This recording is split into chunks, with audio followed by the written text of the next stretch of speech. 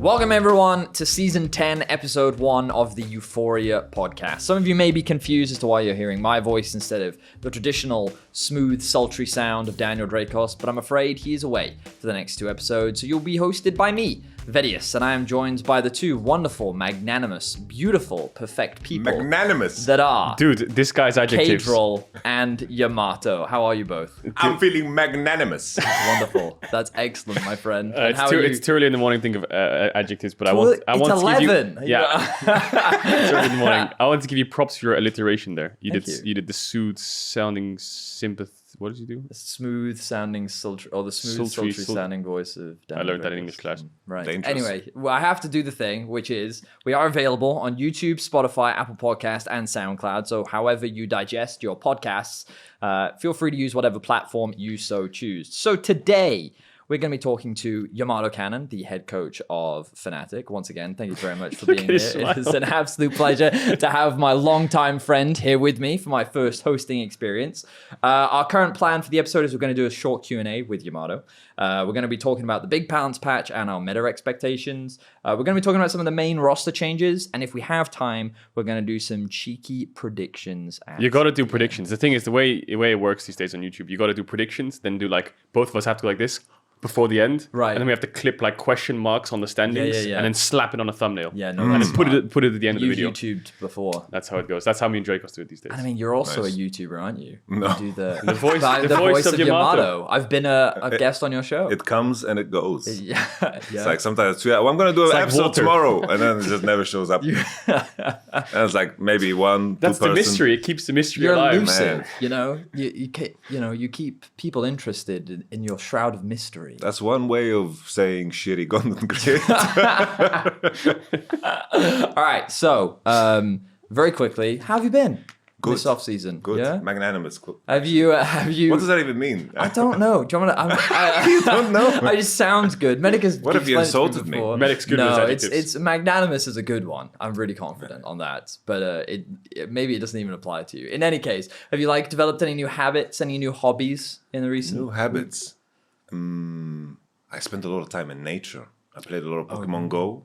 Oh yeah. I just kept myself moving. Yeah. I just kept myself moving. Did a lot of Tibetan rites, which is like stretches that you do when you wake up. That's good, man. Wow. I really Super need nice. to do that. Have Yeah, you got any suggestions for people getting started? Yeah, Tibetan rites are pretty cool. I just skipped the move where you have to spin around in a circle in the same spot. Okay. Yeah, I did yoga last night. You had to do the downwards doggy. I look like a Pringle. Honestly, I could not even get my dude. I was like, I can't stretch whatsoever. It's difficult. Yeah, it's quite difficult. I'm very inflexible. Some stretching would be great for me. It's like all of us when we're 40, we're gonna be like this. Yeah, it's like goblins. Really bad. Yeah? It's really bad. Recently I've started moisturizing a lot. Every morning and every evening I moisturize. Oh, no. Honestly, I do too. Yeah. It keeps the skin smooth. It's important for us gamers who never see sunlight. Wrist stretches as well. That I wish I was better at, but yeah. See, this is a healthy podcast now. That's what I'm on about. I we wanted could to know be fitness influencers. Yeah, but stretches, moisturizing. What have you done in the off season? Give me a positive. I played League. You played a lot of League, so it's not really a positive. It's invest in your hobbies. There's nothing wrong with that, my friend. I went home. That's nice. good. My parents got a new dog. Oh my Nice. God, dogs are great. They are a blessing on this world. And then I played League. Yeah, okay. So then. Well, that's fine. Yeah. Well, anyway, now that we're all relaxed, let's get into the tough stuff. We're relaxed now. Feeling magnanimous. So, Yamato, talk to me about last split. Fnatic expectations were very high at the end of the regular season, and then during playoffs, I think that started off strong, didn't end quite that way. So, can you give us a bit of a recap as to kind of your thoughts on last split and kind of how it ended?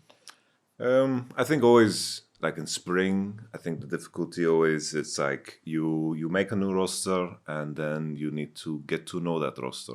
Because everyone functions very different under any dynamic. You can't expect one player performed really well in a set team, and then you're going to move him into a different team and expect him to function the same. And the same way for the player, their contribution is going to be very different for what they need to do in order to achieve success within a team. So we walked into the split. Everyone had the expectation of us winning, and I think on paper, roster-wise, I think anything less but winning is it's unforgivable. I'm not happy about not winning. I think the expectations we put were misaligned, and I think throughout the split, in this process, for me personally, of getting to know the players, I think there were a lot of certain behaviors within the team and certain things that I allowed to go too far. Right. And I think eventually we didn't really have an environment where we could grow, and we were more about surviving. And then when we hit that first block, it all kind of came crashing down on us. We were kind of like a ship that was leaking. And I think in principle, what we did in the day-to-day was not correct to, prepare us for what this dynamic needed. And I think with all of the information that we have in spring, it's a lot easier to prepare for the summer split because, in the end, I think a big part of the mistake was as well, we moved offices in the middle of the split, which was tricky. Right. Fine. We got hit by COVID. Fine. This is something that happens to every team, right? But on top of that, it's like a lot of our contracts were quite delayed, and we started practicing very, very late. Right. It's like G2, they started practicing, like they were scrimming already when we were at Worlds last year. Yeah. They were trying to figure out the roster. They were scrimming. They were getting to know each other. That's pretty huge. I've come to terms with the idea of gathering that information goes such a long way. And I guess that's a quick summary of some thoughts about Spring Split. So the one thing I always wanted to pick your brain on, sorry to interrupt you there, go ahead. Is the Rogue series. Okay. Because you guys looked quite confident in that series, and you were 2-0 up in that series. And then it just felt like, from my point of view as a caster to the fans' point of view, everything just kind of like crumbled and fell apart from that point onwards. When you said you kind of hit that wall, was that series one of those walls? Yes. I would say, we had quite poor practice most of the time. The rumors about us scrimming very bad were very true. Like we were terrible in scrims, like really, really bad. Was that a new thing that it just happened towards the playoffs? No, it was a thing for the almost entire split, really? Honestly. It's like we just practiced bad. We... often on the scrim days, we would start off good, and then we would spiral very often. And I think that series against, like, we managed to be professionals, prepare super well for the matches. We managed to have the right conversations in terms of what we needed to be, because I do believe there were certain points in the split where we were the strongest team in terms of performance, if I would have to rate it. And then I think coming into the Rogue series, all of the confidence we've built up through just performing when it matters, performing in the matches, that was kind of shattered in that moment. And in those moments, you need to begin to grasp at your foundation. And our foundation just wasn't strong as a group. And we had to dig deep. And I think in that moment, that realization of the things that occurred in scrims can now happen on stage. And we were... forced to face that very harsh truth, and we lost the momentum and the illusion that we've built up for ourselves that we are professionals, we are very experienced, we can pull through when it matters. It couldn't push us far enough to win the whole split. Like getting third place, just because individually everyone's great, is good enough. But in the end, I think G2 just won out because they were a very strong group. And I think that's what wins out always. And I think just something you said there, where it's like going back to your foundation. When the train derails, you go back to what's comfort. I think we kind of saw that in the series with draft, right? I think, correct me if I'm wrong, was it the TF that was kind of picked every now and then? I think correct me if I'm wrong, as he doesn't know. No, I'm just making sure because it's been a while ago. That's what your definition of comfort is. That's what was working and was probably working throughout that split. So that's something you default to when things don't go right. And unfortunately, that foundation wasn't strong enough, you said. So that was really interesting insight.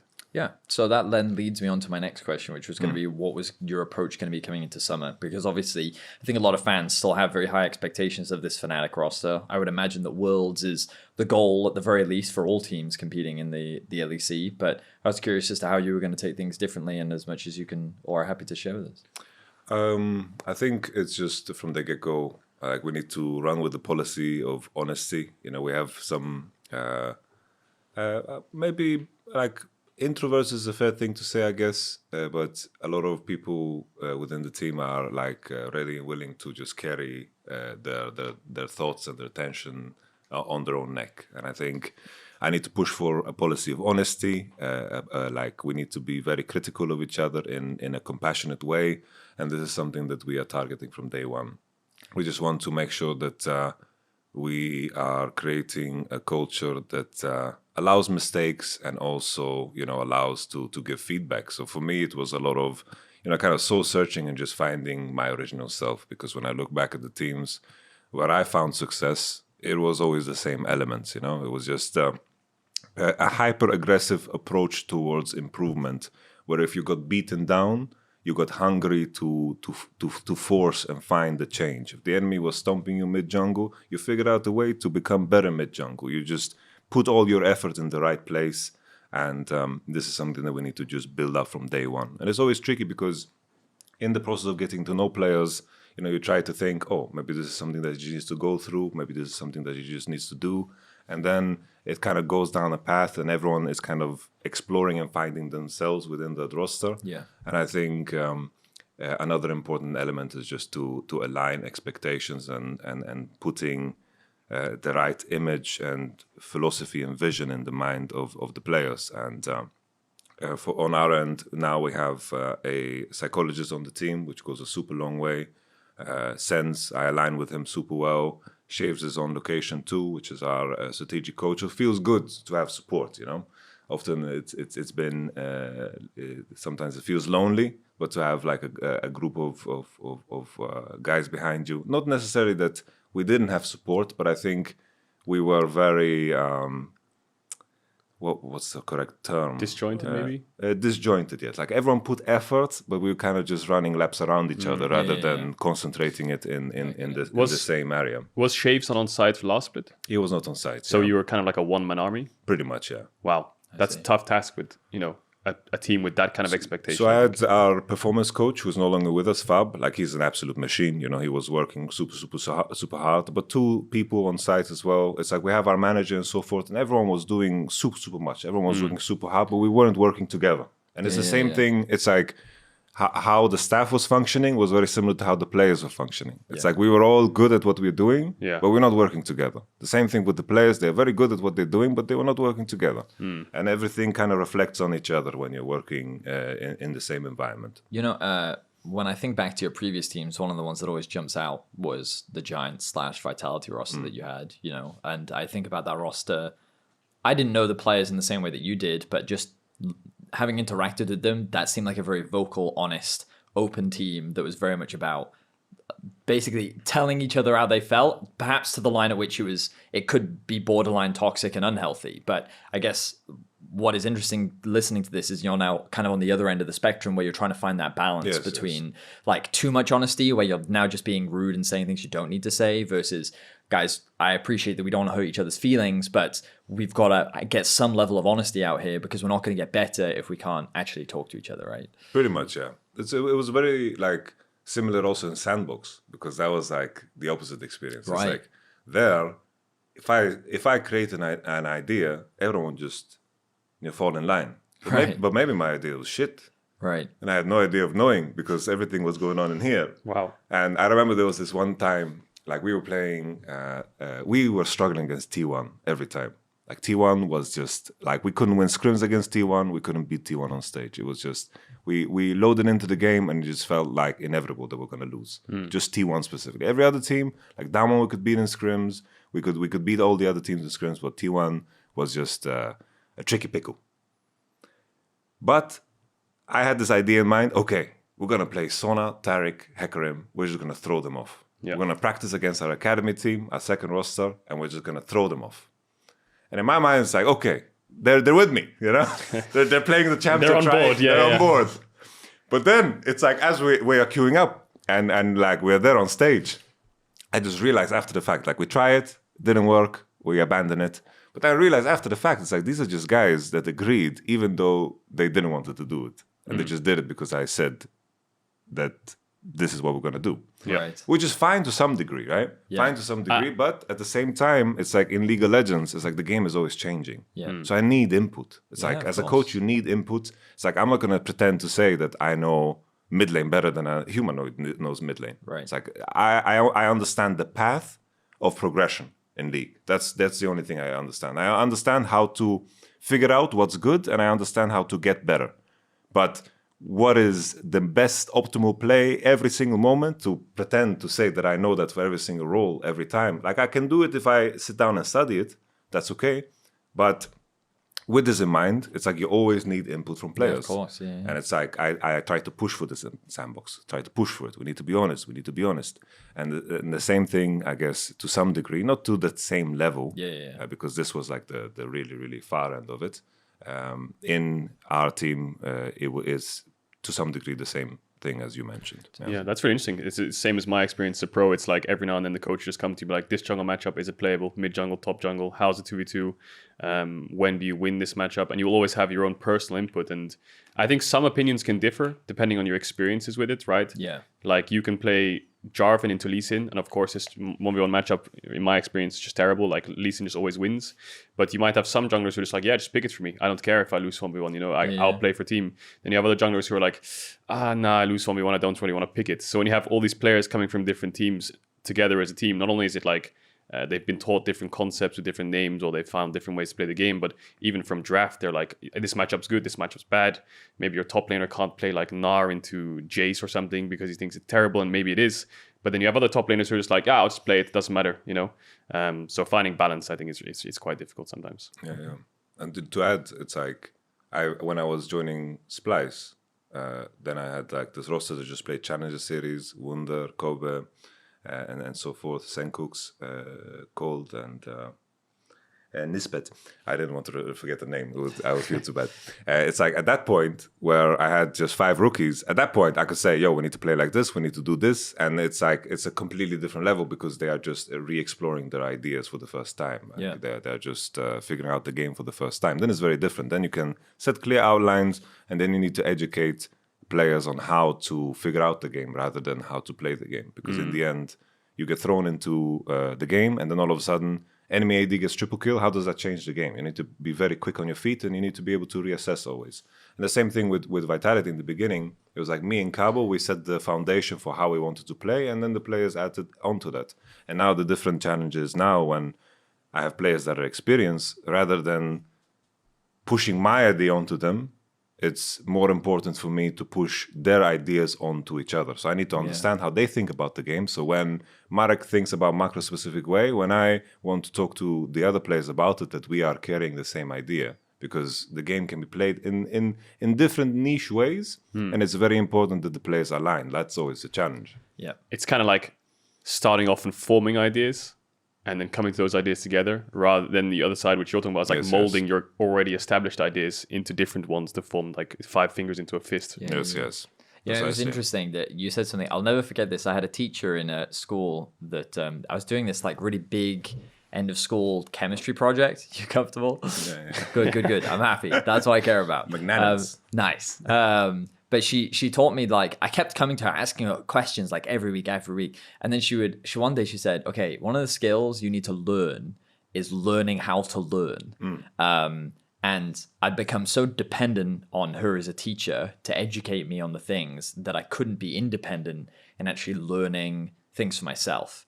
And the ability to actually go away, figure things out by myself, and understanding how I wanted to approach things was like really profound and actually very life-changing at the time in terms of how I then progressed in the future, because it helped me become very introspective, and my ability to improve became much stronger the second you learn how to learn. And it was interesting that you commented on that and like your approach and bring to the teams, because it's not only that, your ability to then successfully communicate your thoughts with other people, and then finding not even necessarily alignment.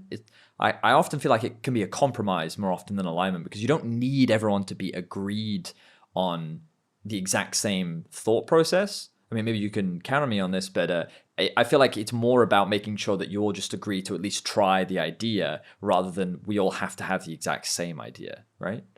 I think it's just, it comes from the idea of like finding an understanding. Right? Yes. Not necessarily like complete agreement. It's just an understanding. Yes. It's like if my teammate does this, he wants me to do this. And I'm going to trust him along that thought process. Yes. Because if he does that and I do something completely different, then we'll never find out. And we'll have like a 40-minute review about, well, if we did this, we would have won that. Just going in circles. Yeah, exactly. Right. And it's like, there's a saying that I really like to just put the needle in what's the saying, in the butt. The cherry on the cake. The cherry on the cake is the one I thought of. Yeah, the cherry on the cake. Or the needle in the butt. Yamato. Wait, in the butt? Yeah, It's like- it's a famous saying. I was like, There's a saying: looking for wisdom is already wisdom. bruh. I like it. Yeah. I didn't say it. I didn't Well, say it. on that bombshell, let's move to now initial thoughts on the meta. You've been scrimming a bit. You've been playing a disgusting amount of solo queue. We've all experienced the new changes on 12.10. There are even more changes Love on it. 12.11. Yeah, and I do feel like I've enjoyed overall lower damage, slightly more durability. Everyone just seems that bit tankier. But let's just start with you, Yamato. What are your initial impressions of the meta? And like, you know, you can go in as depth as you want. Obviously, you have a lot more insight than perhaps we do. But give me your initial impressions on the meta. I like it. Yeah. Picasso. Like I like Picasso. it's so good. Like the game is so fun. Tell me why. Tell me I why. played this game for 12 years because it's like it feels like your decisions actually matter. You know, I think it feels like your decisions matter. It feels like there is a clear idea of how you have to use your resources when you fight.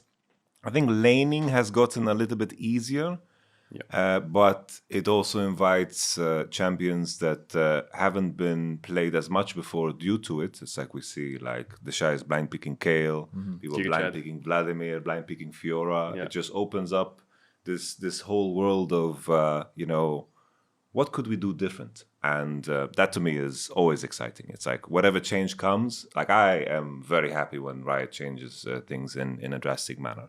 And I think this just allows the game to play at a more reasonable pace, because I think too many aspects of the game were just revolving around getting one shot. Everyone was buying a stopwatch, and then it was that was just the gaming, you know. It's like it's like shit get hit. It's like the first person that shows his face on the rift towards the dragon fight, that person gets one shot. Jinx gets a reset. Viego gets a reset. Everybody gets a reset, and the fight is over. And that wasn't fun to me. Right. Yeah. No, I've been watching a lot of LPL, but they're on 12.10. Yeah. And we were talking about this on the way here, that obviously there's nerfs to towers. They do a lot less damage. Well, on let's start by 12, saying 11. all of the towers were buffed. Yeah, so they've been buffed, and then they've kind of... And then on this patch, the amount of damage that they do has been nerfed slightly. Yeah. So which towers was that specifically? I'm sure you're looking that up now. Was it outers, inners? Was it all of them? While you're looking that up, I'll just go on my rant anyway. I believe it was the tier 1, but I can have a double check. Yeah, something I noticed a lot in the LPL was a lot last split, you would just pick Galio, TF, Ryze, whatever it would be, like any roaming mid, stack away bot, or get a one good trade bot, and automatically dive is on the cards for everyone.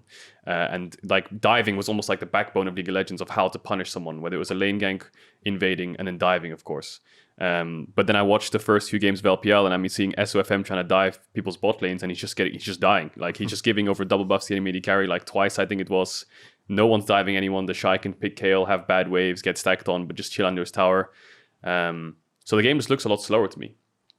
And it kind of does, like you say, open up like this plethora of champions, which we haven't seen too much, or maybe we only really see during counter picks, where like Fiora won't get punished and she can hit her item breakpoint of one item. Or Kayle can do the same thing. I've seen AD Kayle, AP Kayle. I saw the Shy building Crown Banshee's Veil on Kayle. So I don't want to talk about the build too much, because that was the patch the Crown didn't even get buffed on. So I didn't really get that at all. But definitely scaling's more rewarded. I think the first thing one of the pros said to me was Enchanter support's going to be broken. From this patch change. And at first I was a bit, not so sure. I watched the LPL, Senna, Tahm Kench, really high prio. Lucian Nami still high prio. I was expecting Kog'Maw, Lulu, Taliyah out the gates, over these OP champs from solo queue. Didn't see any of it. So I'm wondering how 12-11 is, because I think the shift from 12-10 to 12-11 is actually quite big. Not as big as the 12-10 full changes, but we've gone backwards a tiny bit with the tower changes, so I'm not so sure where the middle ground is. With regards to the tower, basically all of them were buffed. All of them do more damage. The Nexus ones in particular were very significant. And then on 12-11, they then reduced it a little bit. Is that all of them? Yes. Okay. I think to point out, though, the unique thing about the towers is that it scales with time. Yes. So it's like early on still dives are possible because you're in the same, it's a very similar range, but correct. after 10 minutes, you just don't dive anymore. It's not possible. 8 minutes, it's already begins to become too hard. Yeah. But early, if you do that on the cannon wave, it's still a possibility. But drafting around that doesn't seem to be that much of a thing anymore, at least from what I see. Yeah, and there's like so many minute things that could come into change. Like the meta will take weeks and weeks for people to figure out properly. Yeah. But like you even just think of small game states, right? You just think of an easy game state. 10 minutes in, the first thing I think of is like a cross map, right? Where both top laners are on opposite sides of the map. One team's like getting Herald and maybe you're not getting it. This meta, it's a bit different now because everyone just fights Herald no matter what, especially teams like T1. But in that instance, both teams will just dive the opposite side top laner and they'll have to back off, right? But now I'm wondering, past 10 minutes, maybe they could stay under their tower. How does that change the game? Can you actually dive them on a cross map? Is it better to go towards mid, But these kind of changes, I don't think they change the game too much because I think you can just overcommit and do it anyway. But it just poses the question, I think. So just to clarify, 12, 11, the outer towers are the only ones that are nerfed. So tier 2, tier 3, and the Nexus ones, they're all the same. Still slap. But these ones, it was... So those early towers, the tier 1s, in theory, are slightly more viable than it was in the previous patch. But before we to get into that, I want to ask you both about the meta that we saw from MSI, because we saw a lot more priority on things like Herald. We saw a lot of investment into like early game control, into then like dragon stacking. We saw a lot of team fight focus. Often there are two things that kind of like either the systems in the game are too strong to ignore, so the meta gets built around them.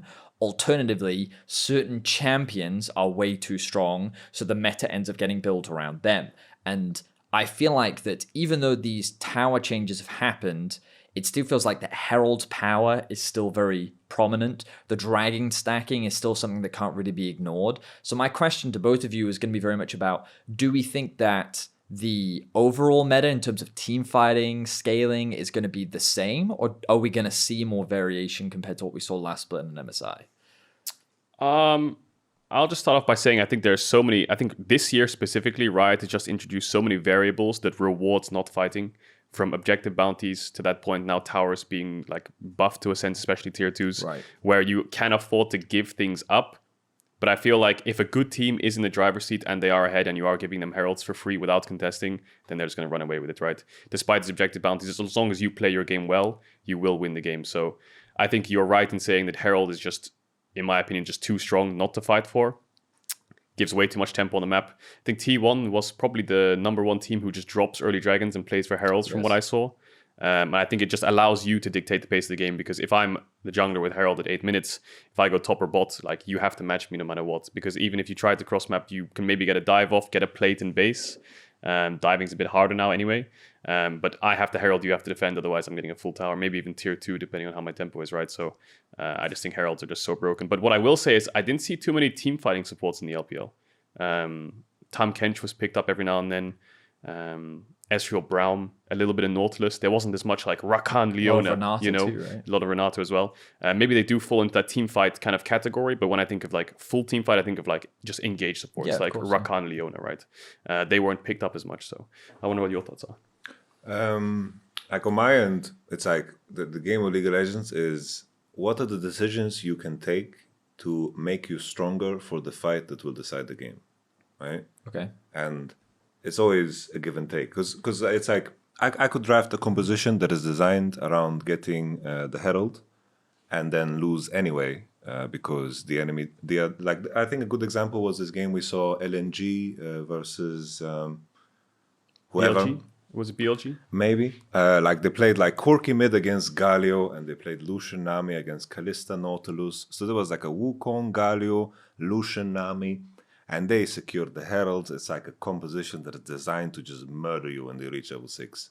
But then with time, it's like they got 2 Drakes. And then at some point, Corki just got 2 items. He started picking up his packages when it mattered. And then this advantage that they accrued, which was like 2,000-3,000, it just didn't matter at all, because the point that where they reached the point where the game is going to be decided, that fight before the Nashor, they just weren't strong enough. And I think this is where things get very interesting, because you can overdo it. It's like you can overcompensate and put yourself in a position where you overcommit for the herald in the draft phase just because you want to be stronger early, and then you can find yourself in a position where you're weaker later because you didn't have a big enough payoff. And that to me is always the detailed part about how you need to draft and the quality of draft is defined by this. It's like, how much can you give up and still be stronger, or how much do you need to take in order to be stronger? Because in the end, the game is, it's like, whatever happened before the final fight in the game, it doesn't matter in the end. It's like that final fight, are you stronger there or not? That's what matters. So every decision needs to follow in line with that. And I think it was interesting to see LNG's approach in that game, and it's something that we can and will see more often when these champions are, it's a lot harder to make them bleed just as much. But I think the beauty of Herald, because we mentioned Herald, is it's not necessarily that, you get gold, and most times gold is just better than the drakes that you're going to get, because it's concentrated gold in a lot of cases. Sometimes you have 5 people hitting a tower and taking it with Herald, and it's like this just gold for everyone, and it just sucks. But I think the powerful thing about Herald is the fact that when you hold it, the enemy is just constricted because they have to match. It's like if they mismatch and you gank top and the enemy team is just going to break a full bot tower, you just can't do anything. So you're basically constricted until that Rift Herald is placed. And I think this is something that I see more and more teams leverage over others, where the enemy team just needs to wait and react, because when the Herald is placed, they need to match and defend the dive, and then all is good. But within that time period, it slows down the game immensely. And I think this is also another attribute as to why some of these scaling champions can work a little bit better, because design-wise, it's a benefit for the team that wants more time within the game. So I'm happy to see more of these scaling champions and so forth, because there will be a discussion of, I'm going to sacrifice the Herald, I'm going to sacrifice this, and then at one point I will be a lot stronger and I will carry my team. One thing I will say just before we jump in is just a really good example of what he's talking about. Maybe an extreme version would be like Damwon Genji Game 5 of the playoffs in spring, where you're playing Renekton Nidalee mid jungle, right? And you can get the Herald, you can get Drakes, you can get 2 levels, 3 levels up on the enemy jungler. But eventually at a certain break point, gold slightly becomes irrelevant depending on how your composition is formed, right? And yes, you can make mistakes and overdive, but even being 8k gold up, 7k gold up with that comp, the enemy team starts to slowly win team fights, because time is your worst enemy, basically. So, like, we've talked a little bit about some of the nuances, and I kind of want to bring us a little bit more back big picture, because one of the things that the sentiment that I'm getting right now is it seems that scaling is going to be slightly more favored, is the current expectations. Like, you talked a little bit about it, we've been seeing it in the LPL, you've been talking about a little bit more, Yamato, about how there's slightly more durability. One of the things I think of a lot is the threat, right? And what I mean by that is, let's say you pick a Gangplank, right? So Yamato, he's put Wonder on Gangplank and said, here you go, off you do, you'll be fine, good luck. But the enemy team has drafted in a way in which they can stack up that wave, level 3, and they're going to look to try and dive that Gangplank, right? And if they get that kill, this suddenly means that your top side of the map is that much weaker in the early game, and they can play for Herald because they should get priority, and there's all this control they have, and so on and so forth. In theory, the changes mean that not only is Wonder now slightly harder to dive, but also, because the champions have all been made slightly more durable, he also just has more tools individually to survive as well. So this, to me, suggests that early game agency and ability to actually start building these early game leads is harder. Would you agree with that? I would say, I believe the turrets, I don't know how much stronger they are in the first 3-4 minutes. Not massively. I don't even know if they're stronger at all. I think they are similar. But nevertheless, I think the difference is so small it doesn't matter. I think it's more about like past the... Like that first initial dive, sure you can do. But I think something that Caedrel mentions is the mid lane champs. It's like when Galio has prio, and his Galio and the jungler hovers into bot, it's not as easy to just murder the bot lane, in one go, or just murder your top lane in one go. I think this has become a lot more difficult, and I think this is where it will become a lot harder to just accelerate the game. Yeah, it's like you can create a circumstance where you just play around, taking your own jungle camps, playing around, catching your own waves, and the gold generation is kind of at a standstill. So you are in a position where I think now more often we will see that teams are going to take the 6-minute drakes rather than posturing for the dives. Right. The 6-minute drakes, and then we will see the moments where if people get the accelerated soul point, like that is going to be like the main break point. It's like if a team has 3 drakes and they got, let's say, 2 heralds during that time span, is that good enough to break whatever the enemy team like put on the table? Dives are still possible. I think they're just a little bit harder and a little bit more champion dependent. And I think we will still see more of it. And I think maybe, like, I wouldn't be surprised if all of a sudden people are just going to first pick Volibear everywhere and just, like, dive you. You just Q, and then all of a sudden Nautilus hooks you, and you just get one shot. And then Volibear has ult, and then all of a sudden we have the same game. Right. Kalista ults you, and then dives are going to be just as easy. That could happen. Bring back Elise. Bring back Elise, yeah. Vladimir Pool, you know. There's, like, champs that are better at it, and there's champions that are worse at it, both at surviving and also diving. So maybe there's a world where, you know, we're going to, you know, go deep into that end or go deep into the other end. I feel like now it's a little bit too early to say. For sure. Yeah, I think the reality is people are still figuring everything out, right? Like Scout was playing Azir. We were just mentioning Corki was being picked. But we're also still seeing like remnants of roaming spots. I think it was, we saw Galio with Aftershock in the LPL as well, who was trying to make those roams happen without Camille, you know. And like you said, you know, the old meta in spring, click of the finger, Galio has one mid wave in your jungle's bot side. Now the bot lane is being told they either have to stay on the tower and you can TP in and try to save them, or they have to stand at their 2-2 and dance until you can base, right? There's one thing I'll never forget. 2020, Kryze joined our team in summer, and we looked at his solo queue account, and it was Jax and Kayle every game, and Vladimir. And the meta was like Ornn, a little bit of Jace. Kayle was not in that meta at all. It was slowly coming in as an Ornn counter pick, but it was so difficult to pull off. And we screamed, I think it was G2 or something, and we were like, okay, we're going to try Kayle out because, you know, maybe we can be a cheese pick. We can pick it on stage that weekend. We get a blind pick Ornn in game 1. We're like, oh shit, yeah, let's pick Kayle. It's good. Level 3 is Dove, stacked wave, dead. And I was like, okay. So going through review, he's like, yeah, I need to cover this dive. And then game 2, game 3, every game we picked Kayle. 3 wave stack into level 3 dive every game. And obviously by game 3, I'm pathing top every game to try and cover him. And then obviously I'm the one that's screwed because I'm losing my Krugs and my Grom because I get pushed out. Right. And we made this rule. If we pick Kayle, have to path top, have to cover the early dive, and after that, Kryze will carry. And that was how it worked when he got to that one dive was stopped and he didn't have to burn his TP on death because that was the worst thing. Right. What would happen is he would die, TP back, and his wave would be pushing out. Then he's screwed. Yeah. If I can just cover him on that wave and help him get some kind of push out, he does his own base, TP's back on the wave and crashes it, then we're okay. You know, he can just scale. But that was the number one rule of picking Kayle. Now I think to myself, I see the Shy blind picking it, I'm like, he's not getting Dove. His wave sucks. He's just pushing it in anyway, like solo almost. And then like the enemy jungler comes and he was like I don't know if it was an Olaf or a Xin Zhao.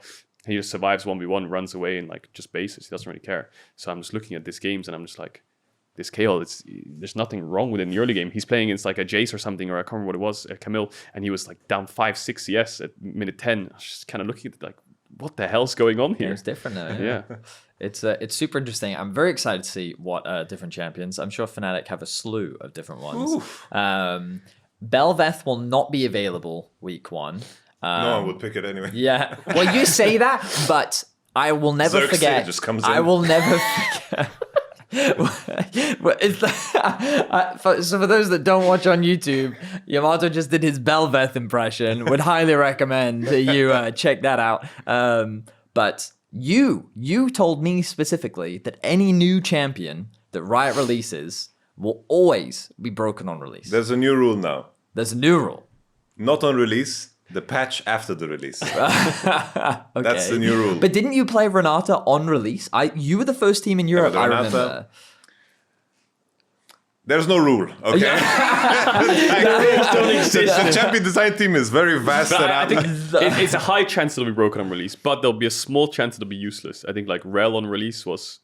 Ivern on release was a bit true. You know, I think Bel'Veth falls into that. So it's either patch 1 it's broken, and if it's not, it's patch 2 that it's broken. Yeah. Because it has to be broken on release, so everyone plays it, and everyone's like, "Oh yeah, this champ exists," or it has to be buffed to a point where everyone plays it and everyone knows it exists. Yes. Rel never hit either of those. I feel like. Well, I mean, Rel was first pick, first ban for a period of time. I remember a time where like half the people that I was playing with or pros like Rel, like it's not really a champ yet. And then eventually it hit a point where it was like good again, or like it was good with the melee support matchup. But like to me, Rel is the one champ which I'll forget ever was like kind of released sometimes. I'll think of like the OPs, you know, like Zeri, Viego, Renata. Yeah, well, we're talking about Rel. Most people on this podcast have probably never seen a Rel.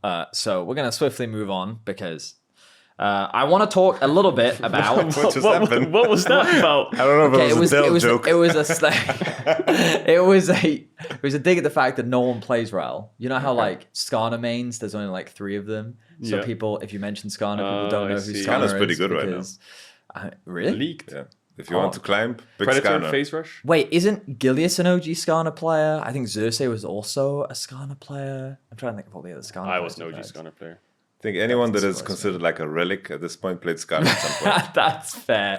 Yeah, that's Great. fair. All right. I want to talk about the roster changes. Some of you may notice that we have Malrang and Trymbi behind us. Oh yeah, If we you've probably been should have watching said that. on YouTube. Yeah, well, that's why I'm mentioning it now. Relax. You say I'm a roster good host. changes, and then you probably see Yeah, these no, two. yeah, Like yeah. rogue fans are like, what? Now, They're gone. It's important to know that we will have returning the Euphoria MVP.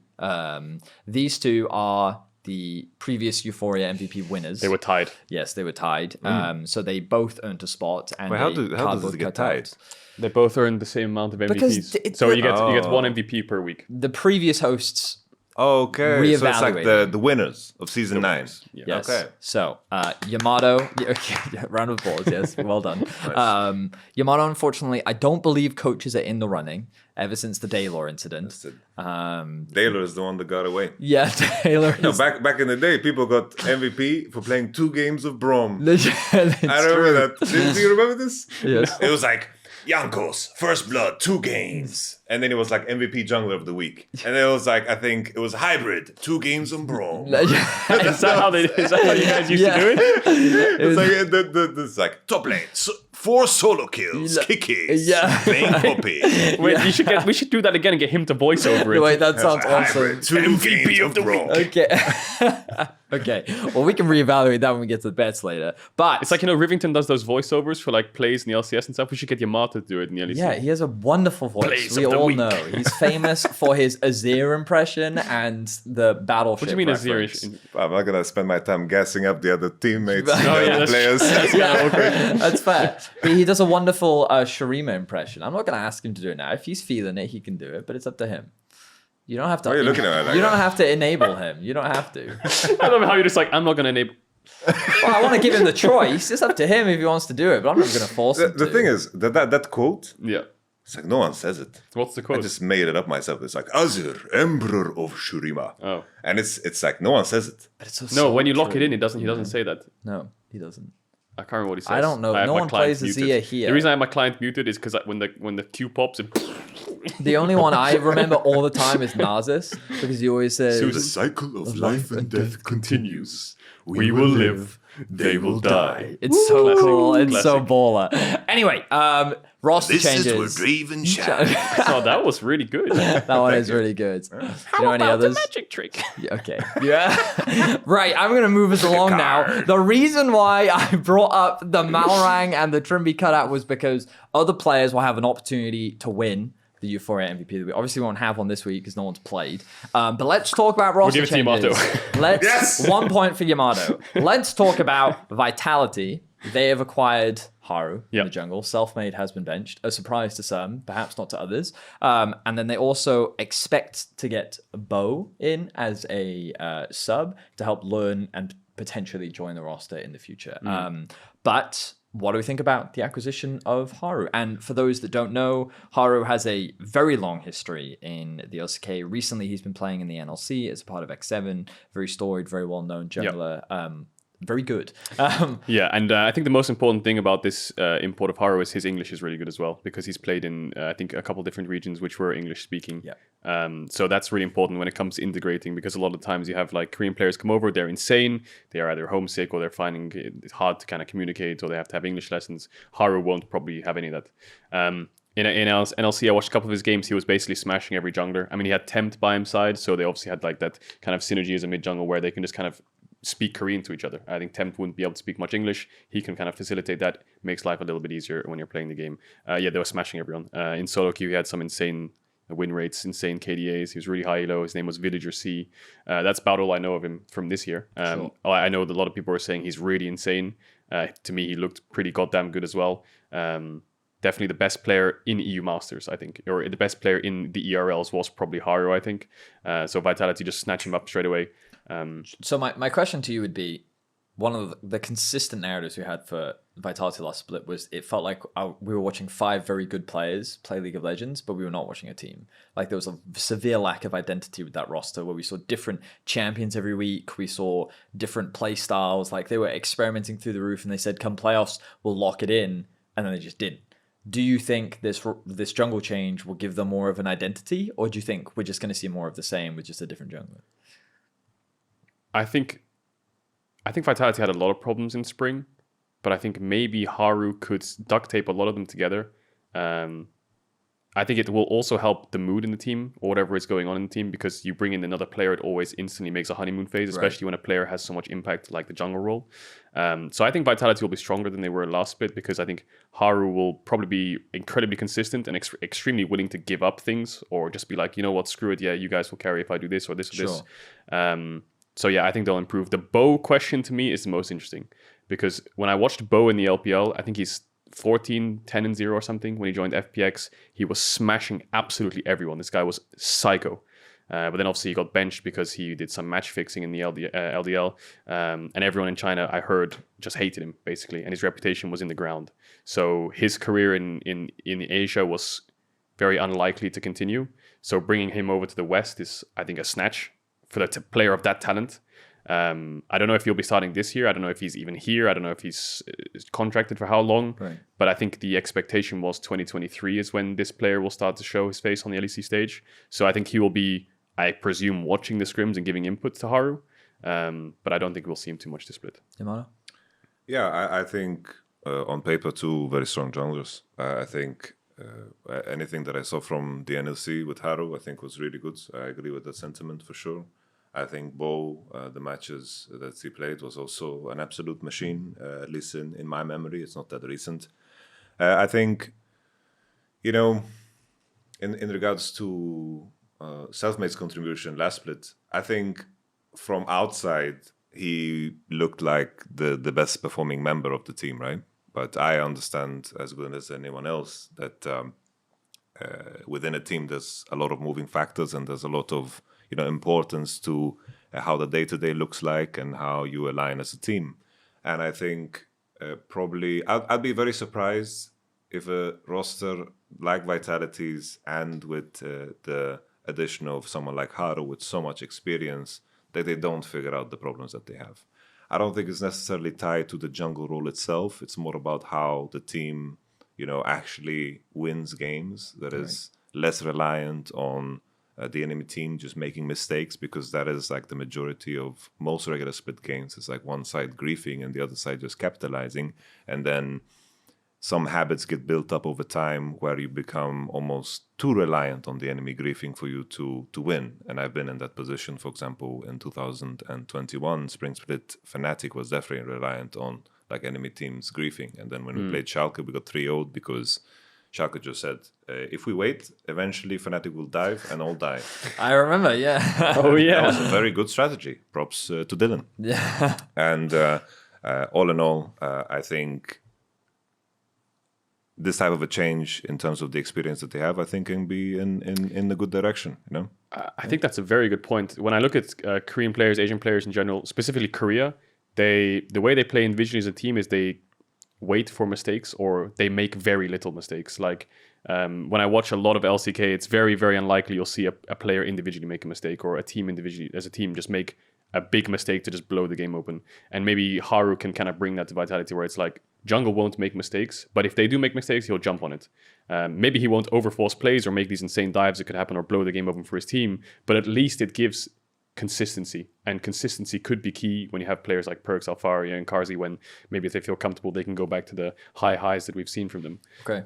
But I think he's right. I think with Haru coming in, with Bo being there, I think they brought even more coaching stuff on. Like, I don't want to say it because we've said it so much through spring, but it's like, surely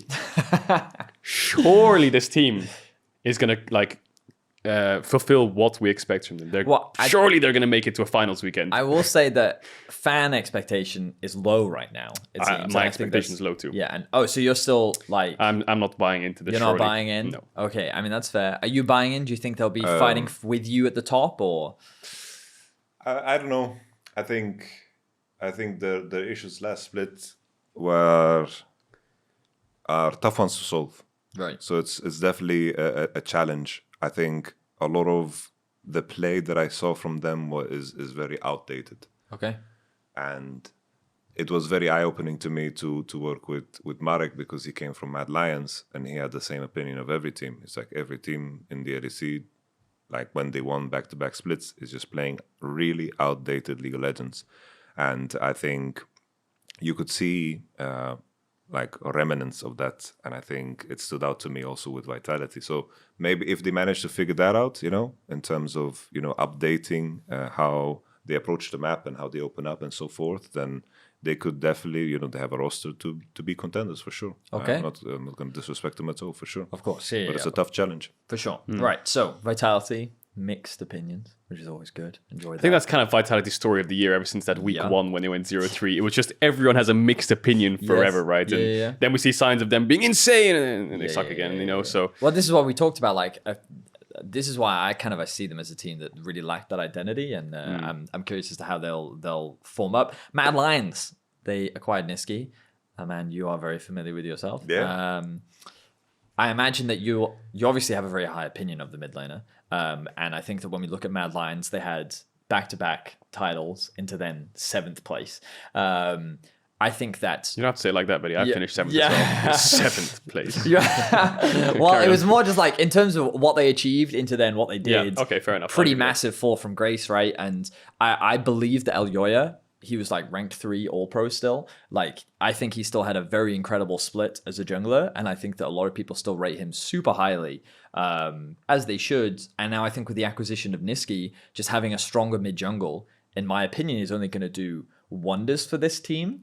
But what do you guys think in terms of, do you think this has now put them back in playoffs? Do you think this has now put them back in finals contention? What do you think about the addition of Nisqy? I think the team will be stronger. I think the team can only be stronger with Nisqy joining, because I think Rico just looked too weak in his rookie split. Sure. I think the only games he was winning, and at the end of the Super Week, I think they went 3-0, 3 games of TF, right? Like, the only champ he could play was TF or Ryze or some kind of roaming champ. He could never really carry games. I feel like Nisqy brings, again, a lot more consistency, experience, overall better player. Does it make Mad Lions back-to-back champions again? No. I don't think it'll make this team a top 3 team either. I think this team, if I'm going to be brutally honest, I think Armut had a pretty poor split as well. I think that's kind of overlooked, where it's like mid lane is an issue, but I also think top lane was an issue as well. I agree.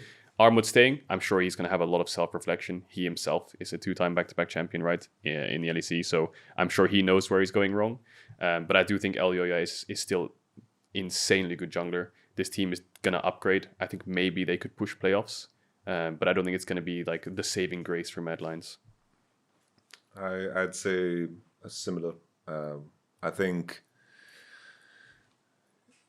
to come in to this team after the whole spring split, it comes with such a big amount of weight on this heavy shoulders. baggage. It's heavy baggage, I think they had a lot of issues in spring, and I don't know which player could be the solution for such a situation. It's just very tough to imagine, and in my mind, it's like, if the expectations are that Mad Lions are going to win championships again, then Nisqy is going to be set up to fail.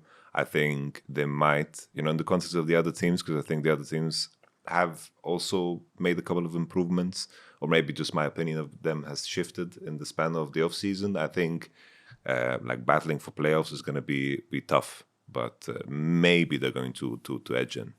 Because I still remember, Kaiser has been widely regarded as a very good support for a while now, since his introduction to the split. And then when you pair that up with, that's what made that team good, right? Humanoid, Elyoya, Kaiser. That trio was the trio that we always talked about as like the backbone and reliable carry core of the Mad Lions, with Armut and Kazi kind of just being facilitators, doing what they needed for the team. And they could pop off and they had their games, but it was that trio originally. And now the question is, do you think that Nisqy can fill the role that Humanoid was able to in the past? And the irony is, Nisqy was on Fnatic, Humanoid then went to Fnatic, and now he finds himself in Mad Lions, You've got all the stories written down. But it's really interesting. Mad Lions versus Fnatic was already interesting in the past. Now it gets even more interesting. And I'm sure for Nisqy, this, he didn't get to play in the LEC last split, and this is probably a huge proving opportunity for him. And you rightly say it's a lot of weight on his shoulders, because they were back-to-back champions, and it was off the back of the mid laner who effectively replaced him.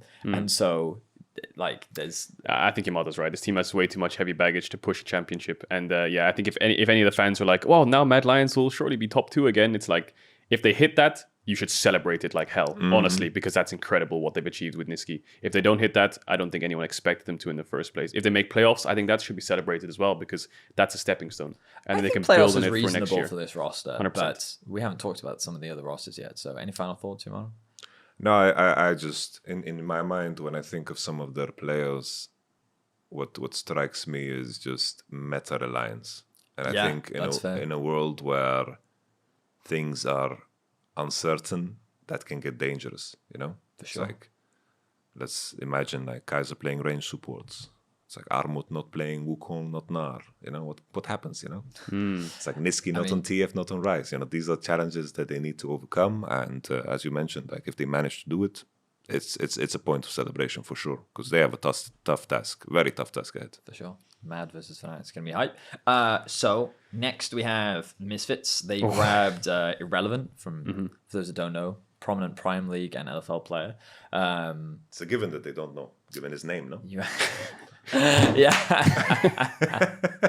Okay, so let's talk about Misfits as a whole, because Hirit was a player that, like, with the introduction of Zlatan to the roster in particular after they lost Razork, one of the things that we often talked about on the broadcast was Hirit doesn't get the same resources that he used to. Razork was a very strong topside player when he originally played for Misfits. He, alongside VTO, would typically play towards top. Hirit give him a lot of resources, and then he could be that big carry player. When he didn't get that, he did struggle. Now they brought in Irrelevant.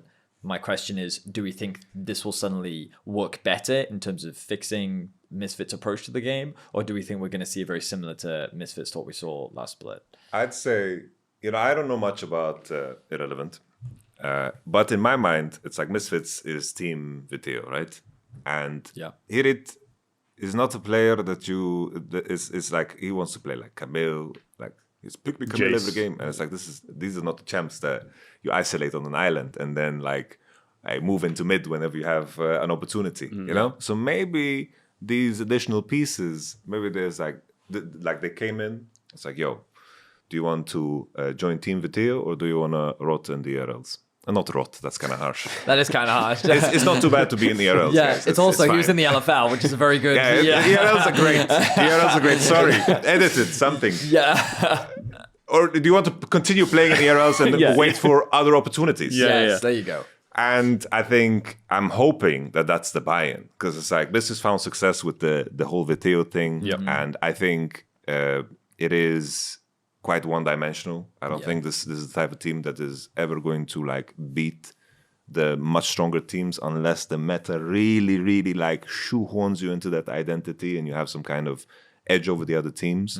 But all in all, like the hope is that these players are going to fundamentally fit into that idea more. And I'm not sure because I don't know Erdot, I don't know Irrelevant. Was Erdot in BDS? Erdot is BDS. I'm mixing everything up. Who do they have in support? It's Mercer. So they still have the same support. Yeah. The roster is basically the same. It's the same roster this week. Okay. So like you still look at like Neon and VTO being the primary carries. Yeah. But, How good is Jinx right now? Yeah. He did have a lot of Jinx games. He did, yeah. To be fair, most AD carries did, because I could ask, how's the Felios doing, Mr. Yamato? Well, we keep going today. So it seems that do you have any overall thoughts from Misfits?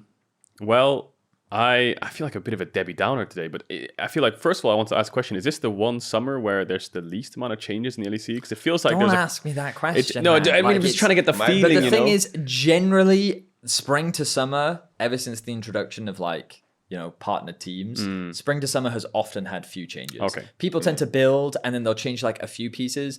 Often the teams that didn't make playoffs make more dramatic changes, but more often than not, like, the top teams never change anything. They're like, it's fine. We struggled, but we saw the potential. We'll improve. We'll be better in summer. So my take on Misfits is like, I was extremely surprised where they finished in the regular season. Yeah. Given on how good of a team they were, and just like pro players, they're like, oh, they're terrible. Everyone was basically saying Misfits not that good, but they were like third place, I think, right? They were worse than us in scrims. Yeah. And the way you said that, it's like, that's saying something. Yeah. Right? So just when they got to the best of fives, it was a montage for, I remember it was a G2 who just like demolished him in 3-0, and it was like the games were just not even close. And then I always look back to the regular season, I'm like, how the hell did that happen? I feel like they were a team who just snatched so many best of one wins that they perhaps shouldn't have snatched. So when you look at comparison spring versus summer, I think they're going to be weaker. I think they won't finish top 4 again. I don't really see a world where that happens. I maybe don't even think they will make playoffs. When you bring in a rookie top laner, I'd be surprised if they make playoffs. I'll be surprised if they make playoffs as well. So I don't want to say it's a fall from grace, because I think, again, celebrate that they finished 3rd place, right? But I don't think that team will hit that same level. And you could bring up many reasons. You could say, well, spring split teams are brand new. They're still finding themselves. That's where a team's going to upset. You think of SK 2020, was it? Or 2019, when they made playoffs in spring, and then summer they kind of bombed out a little bit, something like this. I think spring is always where teams can kind of climb to a high, but then they'll fall down if they weren't actually that good in the playoffs, right? So yeah, I don't know what happened in Misfits. I don't know if Hirit was like a shot caller or how much he brought to the team, but there was obviously games where he was just running it, right? There was games where he was just getting targeted. Solo killed a lot. Like his train, if you ganked the train once, the train would just speed up, and every gank would make it go faster, and the game was over. So maybe irrelevant. I don't know what his champ pool is. I saw he played Sion in the ERLs, because I think they're still looking for a top laner for their academy. So he has been playing competitive in the last couple of weeks in the LFL. He was playing games like Sion. Maybe you're right. Just pick Ornn, move mid, get VTO a kill, sack your lane, and maybe they can win games. But that being your only playstyle from an entire split ago is, again, outdated in a way where teams will just know exactly how you're playing the game. So I think they won't be as strong as they were in the regular season last split. Okay. Well, expectations pretty low for Misfits. That's pretty reasonable, in my opinion. BDS also had some changes. They introduced Agresivo into the top lane, and they brought in Edote. I was doing this on my stream yesterday. I don't know how to say it. I don't know how to pronounce. As we get closer to the start of the split, obviously we will know. But I was quite surprised the limit was removed on quite short notice as well. I will say that like the replacement of Adam doesn't surprise me. I don't think he had the strongest split. And I think that Agresivo is someone that I've only heard positive things about for like the last 2 years. He was sitting on Misfits Academy for a really long time. And I was wondering when he was actually going to take Hirit's spot. But they never actually made that change around. And then he did change teams in the LFL. And then almost immediately he came to the LEC. So I think this is a young player that has kind of been waiting for an opportunity to prove himself. And I think that on a young roster like BDS, the question is, will he really be able to shine like he has done for so long in the ERL? I think it's good. I think it's good to change. May as well, especially when BDS is such a young organization, right? They joined this year. They probably look forward to next year anyway, and they want to give these players a chance because they might be signed for multiple years. Give them a chance to throw them on the LEC stage. I remember they went to Korea with their 10 players, and they were scrimming with those 10 players, and these are the 5 that they thought were performing the best. Completely fair way of judging whether which players to start when you're looking forwards. So yeah, wish them all the best. Again, I don't think it's a team that's just going to like surprise out of nowhere. You know, when Caps comes into the league from his rookie debut, and you're looking at it, his like previous performances in Turkey and things, when he's winning TCL, going to Worlds, he's 16. You have a lot of the problem right there. Yeah, there's a lot of promise behind it. Yeah. But when you have people like, you know, not to throw shade at them, but like Irrelevant, Erdote, and Agresivo coming in, there's not as much. I feel like in recent years of esports, League of Legends at least, you can't build as much hype behind them unless you win like back-to-back EU Masters. But then if I tell you X-Maddie did that or something like this, right, and he comes into the league, the hype is not as high as it was when Caps came into the league, you know. Agresivo, I've heard incredible things about him behind the scenes. Hopefully he performs. I think top lane in Europe is one of the roles which needs a little bit more strength towards it, Agreed, you know. But yeah, what are your thoughts?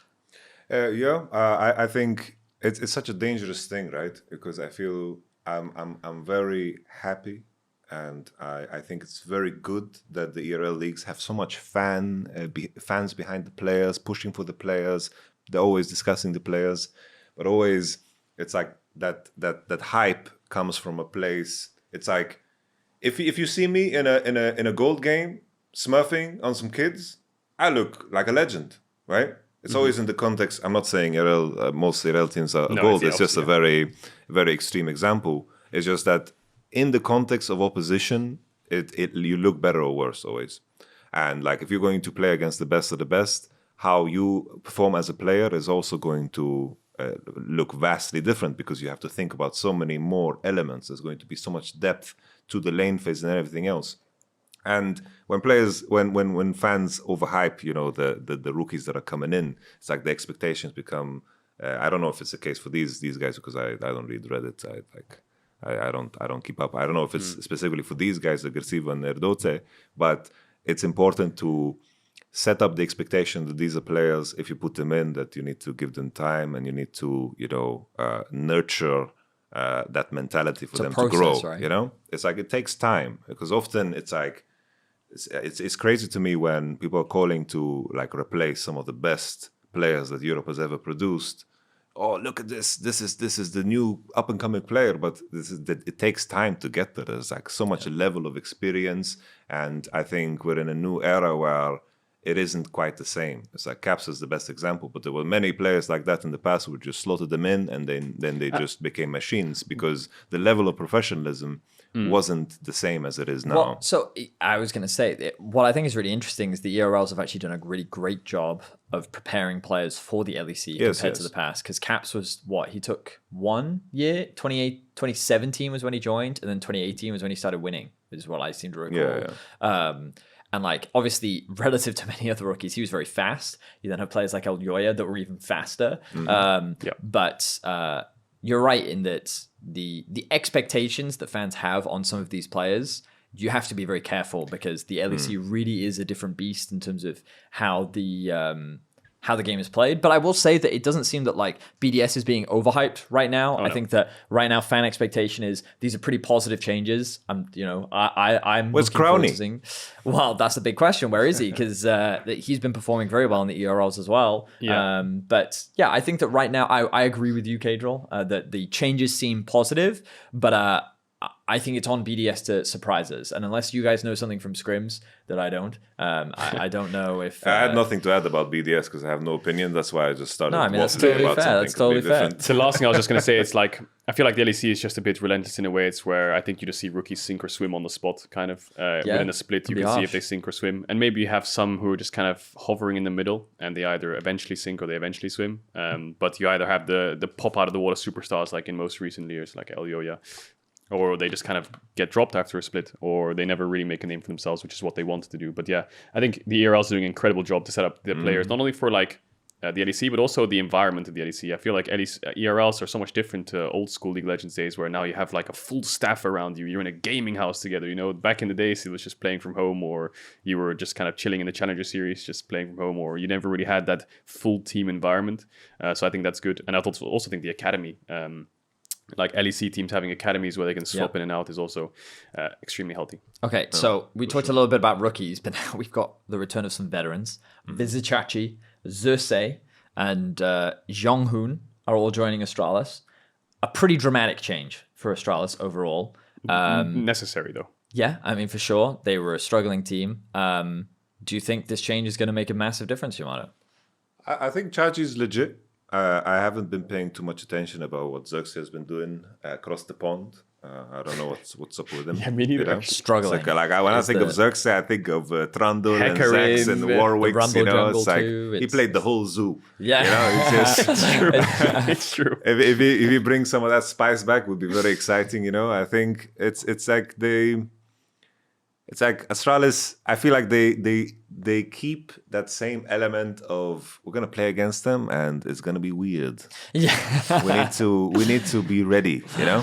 So we dropped the game against Astralis last split. They like Vex, Jarvan, and they just engaged on our foreheads, and we were like, oh well, we just grief draft and we had no chance of really winning. So I think that's I like it when teams have players that force that level of precaution from every team. I think they're going to be like gatekeepers with this roster. Okay. But I have no idea what this. Maybe the support is the next coming of Jesus, and he's going to bless the lands. He kind of came out of nowhere, to be honest. I don't know the man. He was basically playing in Challengers Korea. Okay. He didn't really have a lot of success in Challengers Korea. Okay. And he just kind of came out of nowhere. Like, I have zero expectations of him because I don't know what to expect. On paper, his resume is not the flashiest, but Astralis seemed to see something in him. And Jesus didn't have a flashy resume in the beginning either. True, very Born in, true. like, stables. You've got a great point there. I'm glad that we're comparing. Don't underestimate him, Jesus. But my question would be, like, obviously Yamato's opinion is you always have to be careful of Astralis. That's fair. But do you think Caedrel, as someone who has to go on a show next week, are you going to rate them as like playoffs contenders, or are they still going to be bottom 4? I think they'll be bottom 4 still, probably. I think they'll be stronger. I think they'll be a bit stronger than spring. Right. Probably 7th place, 8th place where I'd put Astralis.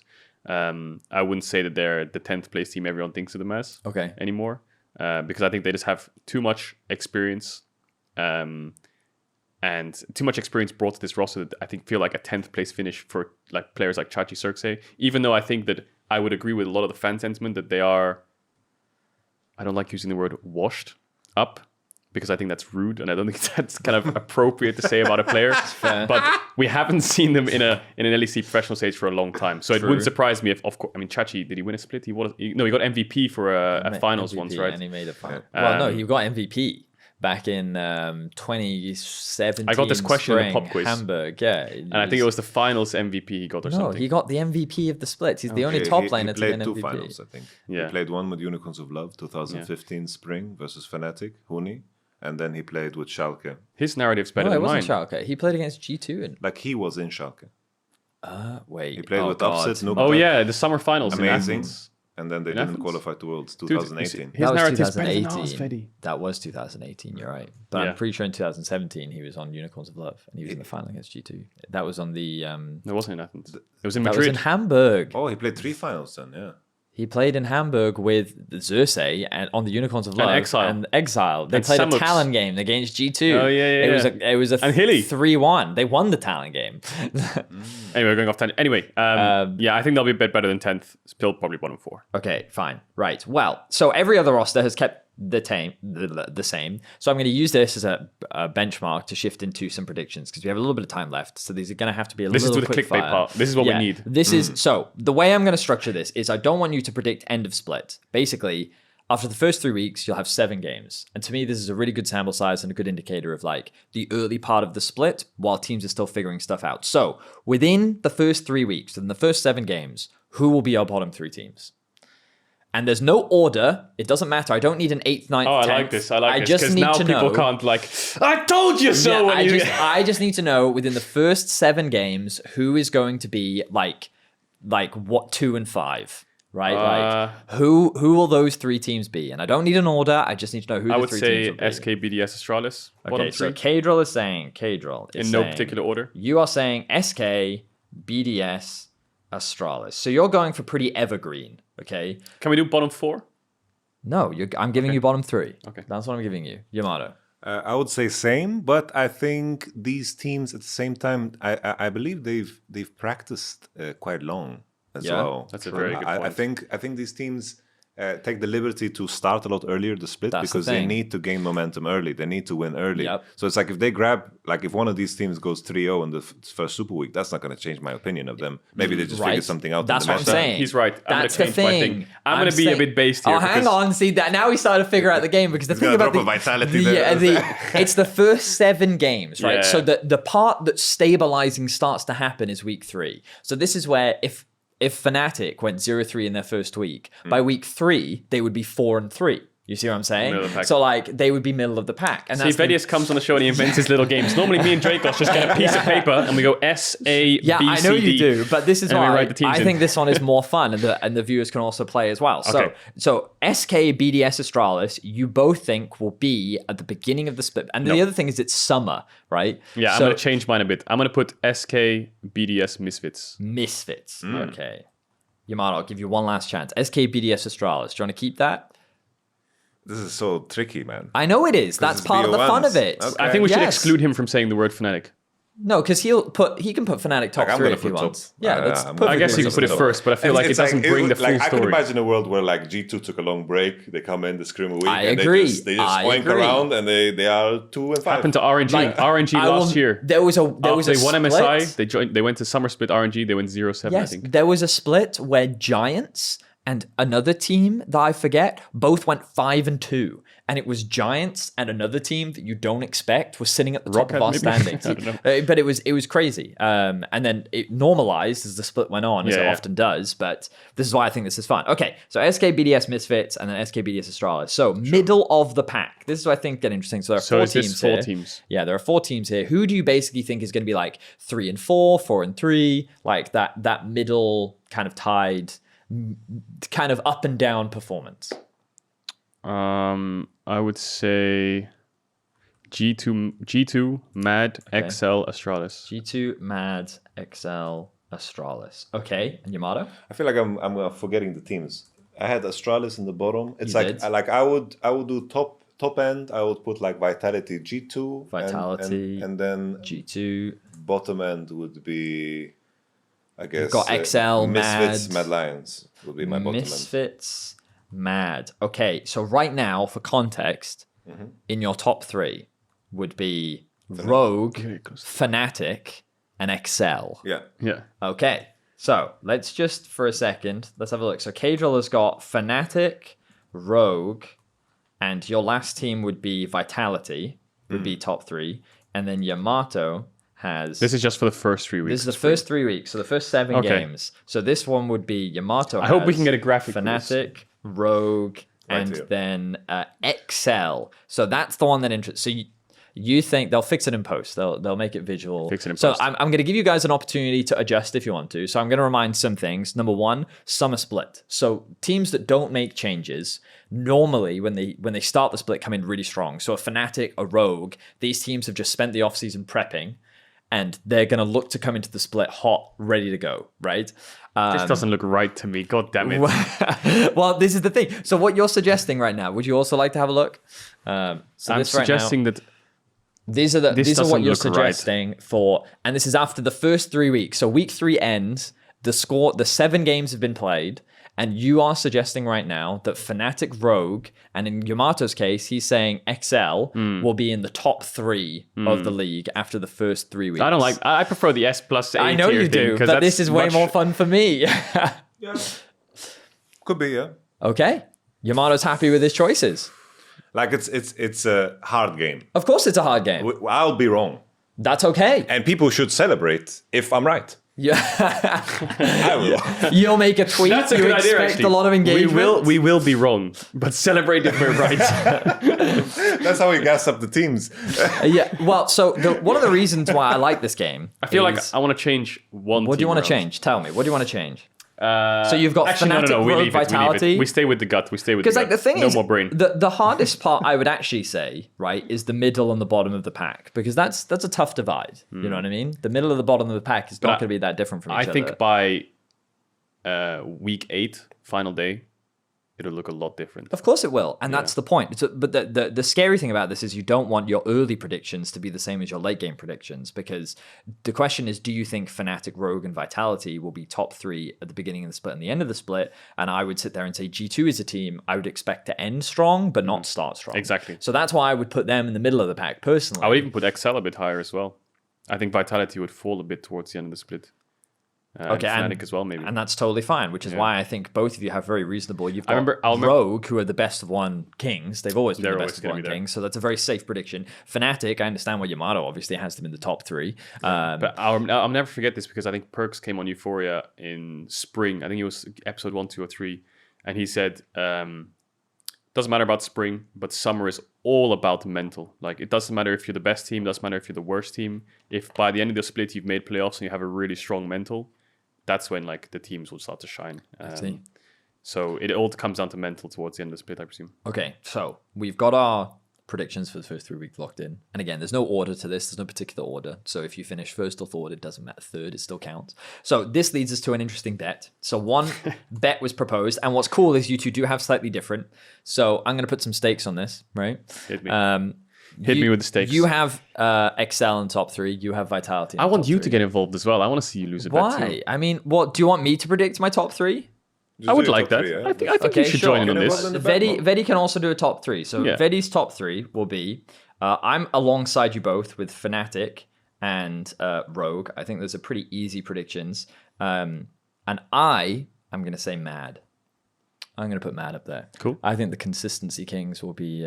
I feel like you know something in scrims with that little smile on your face. You know? Yeah, I know. Anyway. You just like 5-0'd them yesterday. Okay, so basically what we'll do is someone proposed... I believe, I don't know if it was either you two or a makeup artist, Marine, but an ice bucket challenge in some case, where we basically have to plunge ourselves in a box of ice. Yep. Okay. My proposal is whoever was the closest, right? So we've got 3 different options here. We've got Fnatic, Rogue, and basically the difference is Vitality, XL, Mad Lions. Okay. If we're all wrong, we all have to get plunged into ice cold, but 2 of us will be wrong, right? 2 of us have to be.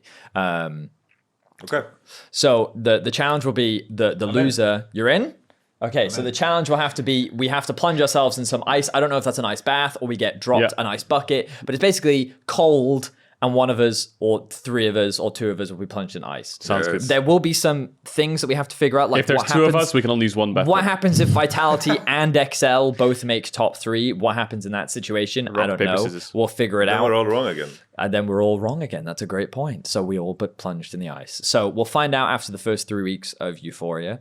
But I want to give a big thank you to Yamato for coming onto the show. It's been an absolute wonderful having you here. You're a wonderful man. Very, very funny. What was the word? Magnanimous. Magnanimous. Yes, it has been an absolute pleasure having you. I prefer the word marvelous. Next week, once again, it will be Caedrel and myself, and we'll look to try and get a guest after week 1. But best of luck in week 1, Yamato. Thank you. I'm expecting 3-0 prediction, yes? Who are you playing against? 3-0. Yes. Rogue, XL, SK. Rogue. 22 o'clock on the Friday. Rogue, XL, 8 o'clock. I should have got the schedule up in advance, but now this is only 7 o'clock. Schedule is on screen. There you go. Rogue, first game. Oh, woo! Nice. Big rematch. Big rematch. This is going to be high. I think G2 Astralis is also really interesting to me. I don't know why. Just seeing G2 after their break, seeing what they feel like playing. They haven't scrimmed. They're just like throwing everything on the... Yeah, that's also, Vitality Mad is pretty goddamn good game. Yeah. I'm excited. Wow. And that's day 2. So we've now also got, I have to emphasize everyone. So I'll read them out to you. So on day 2, we have BDS versus Astralis. Game 1, SK versus Mad, Vitality versus Misfits, Fnatic versus XL, and then Rogue versus G2. And then on day 3, we have Misfits versus Astralis, Vitality versus BDS, SK versus Fnatic, the El Clasico for those really long-time veteran fans, G2 versus XL, and then Rogue versus Mad. So a lot of classics in there. Rogue, Mad, Classic. Yeah, but this is like a really old school one. It's back from the Xpeke versus Ocelot days. Yeah. That's kind of... But I think it even goes back. I wonder if the SK versus Fnatic even went back as far as StarCraft. I think that's actually where the El Clasico started. That's Counter-Strike. Was it Counter-Strike? Yeah. Okay. But yeah, it's actually a long-time rivalry between the 2 organizations. It's shifted a little bit in League in recent days. I think it's been a bit one-sided recently. A little bit, yeah. But in any case, maybe let's wrap up the show. Once again, thank you very much, Yamato. Thank you very much, Caedrel. We'll see you again next week. Thank you very much, Vedi. For this episode of Euphoria. What a great host. And once again, I want to remind you that you can watch the show on YouTube, Spotify, Apple Podcast, and SoundCloud. Thank you very much, and take care. Have a good one.